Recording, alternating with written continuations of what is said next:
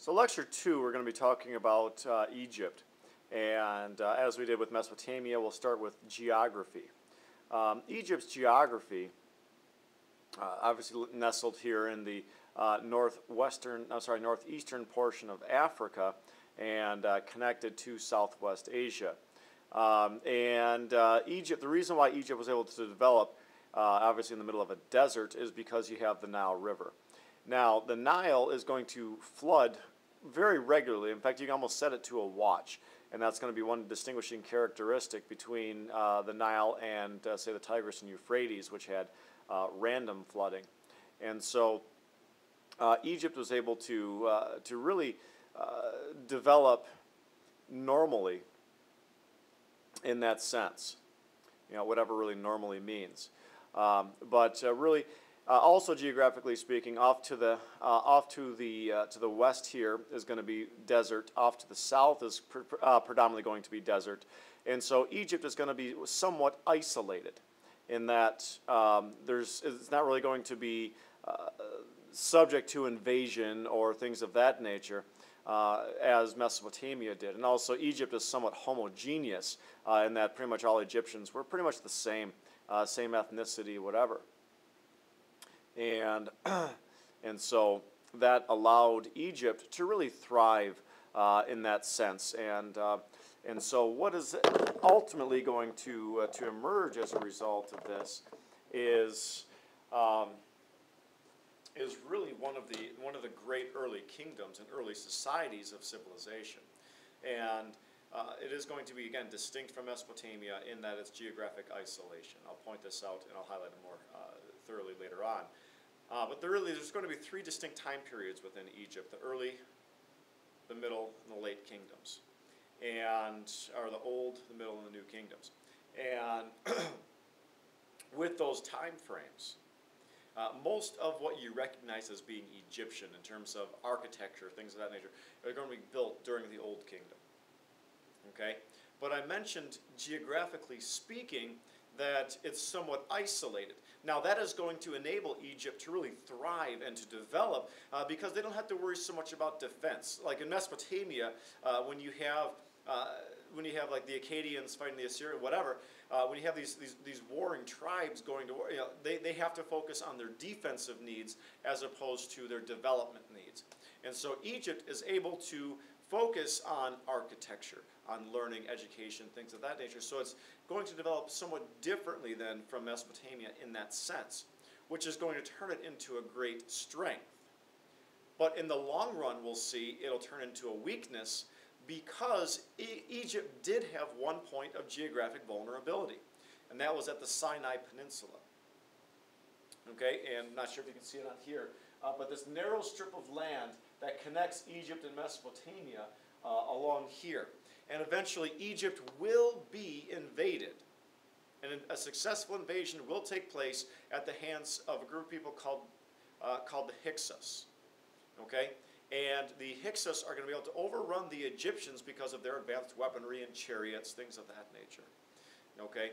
And so at one time what was a great strength became a great weakness. The isolation was a strength, it became a weakness.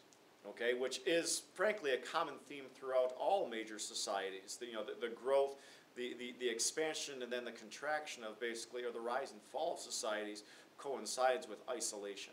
Okay, the more isolated a society becomes, really the sooner the destruction of that society or the downfall or the decline of that society happens. So keep that in mind as well. Very interesting point to think about. Okay, now in terms of religion, the Egyptians had a polytheistic faith where the pharaoh was viewed as being a god who decided to live on earth, and so it was, you can call it a theocracy, although it's that kind of stretches the term a little bit. And you have other gods within Egypt, gods and goddesses within Egypt, Osiris.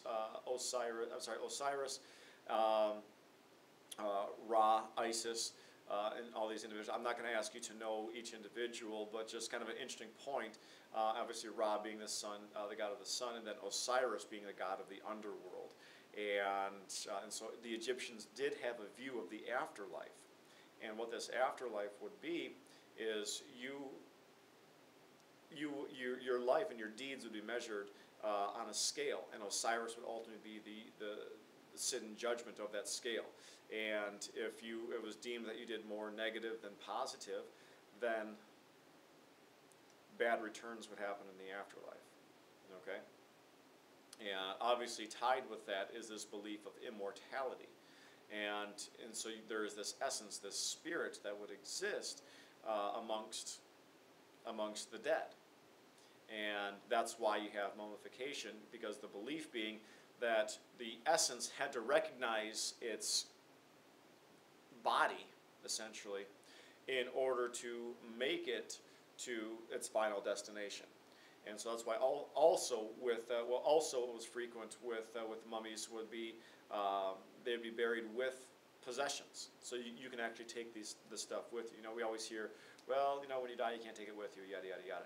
Well, the Egyptians believed that you could take it with you, and so the mummies would be buried with treasures, things of that nature, things that were important to that individual or that person, which also eventually, you know, centuries down the road led to frequent grave robbing and things of that nature.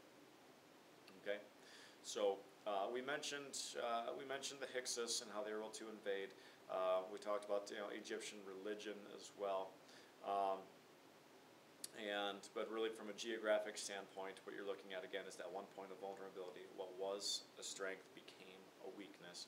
And then finally, you know, to kind of close things out, is another brief talk with religion, with respect to religion, is that one of the Egyptian pharaohs by the name of Akhenaten briefly experimented with monotheism. So we talked about Ra and Osiris and Isis and all these gods and goddesses, and there are others.